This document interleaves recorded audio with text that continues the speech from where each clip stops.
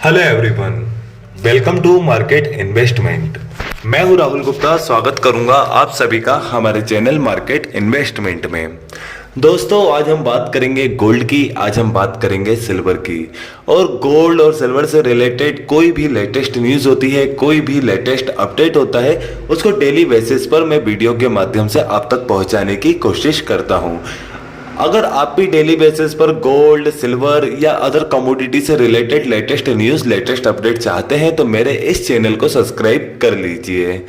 चलिए दोस्तों, अब बात करते हैं सोने और चांदी के भाव के बारे में। दोस्तों, गोल्ड के प्राइस तो काफी ज्यादा ऊंचाइयां छू रहे हैं। काफी ज्यादा तेजी देखी गई सोने के प्राइस में, काफी ज्यादा तेजी देखी गई चांदी के प्राइस में। सोने की बात की जाए तो सोने के प्राइस अमेरिका में 5 महीने के हाई स्तर पे चले गए, और भारतीय बाजारों की बात की जाए तो भारतीय बाजारों में भी 10 महीने के हाई स्तर पर जा चुके हैं। सोने के प्राइस 54,000 रुपए के लेवल को तोड़ते हुए नजर आए, और चांदी के प्राइस भी 10 महीने के हाई शिखर पर पहुंच गए। 67,000 को क्रॉस करते हुए हमें दिखाई दिए, 67,000 रुपए के लेवल को तोड़ते हुए दिखाई दिए। तो इतनी ज्यादा तेजी आने के कारण क्या रहे हैं, क्यों इतनी ज्यादा तेजी निकल कर आई है, और इतनी ज्यादा तेजी निकल कर आने के बाद हमें वापस एक गिरावट क्यों देखने को मिल रही है।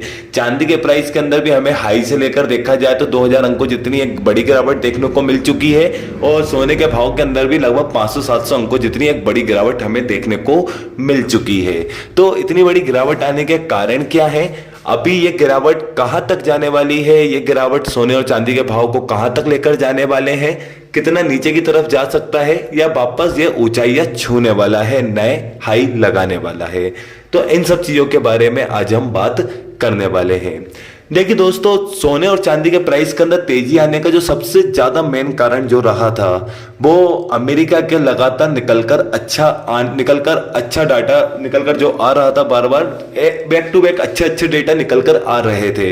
वहां पे महंगाई दर जो 40 साल से हाई शिखर पर पहुंच गई थी, 40 साल की ऊंचाइयां छू रही थी महंगाई दर, इन्फ्लेशन रेट, वो उसके अंदर हमें एक छोटी सी गिरावट दर्ज की गई, जिसके बाद से लगातार हमें काफी अच्छे डेटा देखने को मिले, जिसके चलते हुए हमें सोने के प्राइस में काफी बड़ी तेजी आती हुई दिखाई दी है। काफी बड़ी तेजी आती हुई दिखाई दी है, लगातार निकलकर अच्छा आने वाला डेटा। जिससे डेटा अच्छा आया, सोने के प्राइस के अंदर काफी ज्यादा तेजी देखी गई, और डॉलर इंडेक्स जो 20 साल की ऊंचाइयों को छू रहा था, उसके अंदर भी हमें एक गिरावट देखने को मिली। जो 114 रुपए के हाई शिखर तक चला गया था डॉलर इंडेक्स, वो 104 की तरफ पलटकर वापस आ गया। 10 रुपए जितनी एक बड़ी गिरावट हमें देखने को मिली, जिससे गोल्ड के प्राइस काफी ज्यादा ऊपर की तरफ आ गए, काफी ज्यादा ऊपर की तरफ आ गए। और ऐसा ही हमें चांदी के अंदर देखने को मिला है। चांदी अधिकतर सोने का अनुसरण करती है। गोल्ड के अंदर तेजी कहीं ना कहीं चांदी के अंदर भी तेजी निकल कर आती है, क्योंकि दोनों बुलियन है, एक्सपेंसिव धातु है। क्योंकि चांदी का भी 50% से ज्यादा यूज प्रोडक्शन में होता है, तो 50% यूज इन्वेस्टमेंट में भी होता है।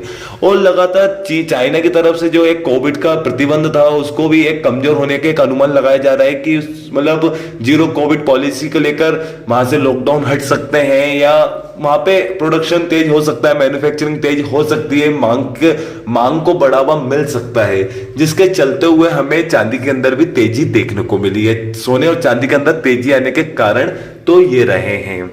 अब मैं आपको बताना चाहता हूं कि तेजी आने के बाद हमें एक गिरावट क्यों देखने को मिली। देखिए, गिरावट आने का जो दूसरा कारण जो रहा है, गिरावट आने का जो मेन कारण जो रहा है, वो कल जो अमेरिका का डेटा निकल कर आया है, वो उम्मीद से काफी बेहतर निकल कर आया है। उम्मीद से काफी ज्यादा बेहतर निकल कर आया है डेटा। उस डेटा उम्मीद से ज्यादा अच्छा निकल कर आने वाले डेटा ने अनिश्चितता का माहौल पैदा कर दिया कि भाई ये क्या हो रहा है। पहले देखा जाए तो लगातार इतने कम डेटा निकल कर आ रहे थे, इतनी ज्यादा महंगाई बढ़ रही थी, एकदम से इतना अच्छा डेटा निकल कर आया जिसने अनिश्चितता का माहौल पैदा कर दिया है। तो अनसर्टेनिटी का माहौल पैदा कर दिया है, जिसके चलते हुए हमें काफी ज्यादा एक अनस्टेबिलिटी मार्केट के अंदर देखने को मिली है। डॉलर इंडेक्स हमें वापस आगे आता हुआ दिखाई दिया है। डॉलर इंडेक्स के अंदर तेजी आती हुई दिखी है, क्योंकि फेड के फिर से ऊपर आने का अनुमान लगाया जा रहा है, क्योंकि फेड लगातार 4 बार 75 बीपीएस ब्याज दरों की वृद्धि कर चुका है। दिसंबर वाली मीटिंग में फेड 50 बीपीएस ब्याज दरों की छोटी वृद्धि करने वाला था, लेकिन लगातार अच्छे डेटा निकल कर आए, जिससे अनिश्चितता का माहौल निकल कर आया है। फेड को वापस सोचने के लिए मजबूर किया गया है कि अभी उन्हें इतनी जल्दी रुकना चाहिए या नहीं रुकना चाहिए, क्योंकि अनस्टेबिलिटी मार्केट के अंदर आ चुकी है। तो फेड हो सकता है कि वापस अपने कड़े कदम उठा सकता है 75 बीपीएस के लिए, ऐसा हो सकता है, जिसके चलते हुए हमें डॉलर इंडेक्स के अंदर फिर से तेजी आती हुई दिखाई दी है।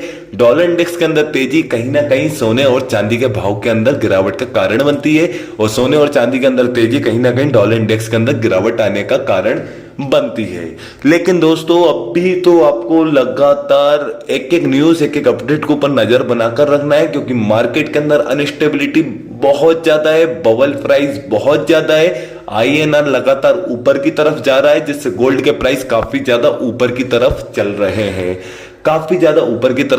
ये काफी ज्यादा एक अनिश्चितता का माहौल है, जहां से खरीदारी तो आपको बिल्कुल नहीं करना है, क्योंकि ये माहौल अभी मैटर ये है कि फेड भी, अपने आरबीआई भी ब्याज दर बढ़ा सकता है, जिससे आईएनआर के अंदर हमें एक अच्छा मूवमेंट देखने को मिल सकता है। तो अभी आपको कम से कम थोड़ा मार्केट से बचना चाहिए, ये रेट खरीदारी करने का बिल्कुल नहीं है। अभी आप सेलिंग पोजीशन भी ना बनाए, बाइंग पोजीशन भी ना बनाए, पहले मार्केट को थोड़ा स्टेबल होने का वेट करिए, मार्केट थोड़ा स्टेबल हो जाए, क्योंकि मार्केट के अंदर तेजी भी बहुत है और गिरावट आने की संभावना भी बहुत है। गिरावट भी बहुत बड़ी आ सकती है, क्योंकि आईएनआर अपने आप को स्टेबल कर लेता है। इन भारतीय रुपए में अगर मजबूती निकल कर आती है, तो गोल्ड के प्राइस के अंदर एक बड़ी गिरावट हम देख सकते हैं भारतीय बाजारों के अंदर।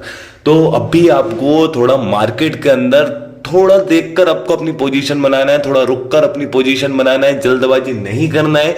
रेट को स्टेबल होने का वेट करिए, जहां से सेलिंग पोजीशन भी नहीं बनती है, बाइंग पोजीशन तो बिल्कुल भी नहीं बनती है, क्योंकि मार्केट बिल्कुल बबल की तरह चल रहा है। लगातार अच्छे डेटा निकल कर आ रहे हैं, जो और ज्यादा अनिश्चितता का माहौल पैदा कर रहे हैं। बिल्कुल अनस्टेबिलिटी मार्केट के अंदर बनी हुई है। अभी लगातार जीडीपी डेटा निकल कर आना है, बहुत सारे कंट्रीज के इंटरेस्ट रेट बढ़ सकते हैं, और अमेरिका के भी बहुत सारे डेटा निकल कर आने वाले हैं, जैसे पीपीआई डेटा फॉर एग्जांपल, बहुत सारे डेटा निकल कर आने वाले हैं, जो मार्केट को कहीं ना कहीं करेक्ट भी कर सकते हैं। और उन सबसे बड़ी बात है, 14 और 15 दिसंबर फेड की जो मीटिंग है, फेड अपने ब्याज दरों की वृद्धि कर रहा है, उसमें 50 बीपीएस कर रहा है कि 75 बीपीएस कर रहा है, ये देखने लायक होगा। देखने के लिए सबसे ज्यादा इंटरेस्टिंग होगा कि 50 बीपीएस या 75 बीपीएस क्या होने वाला है बाजार के अंदर।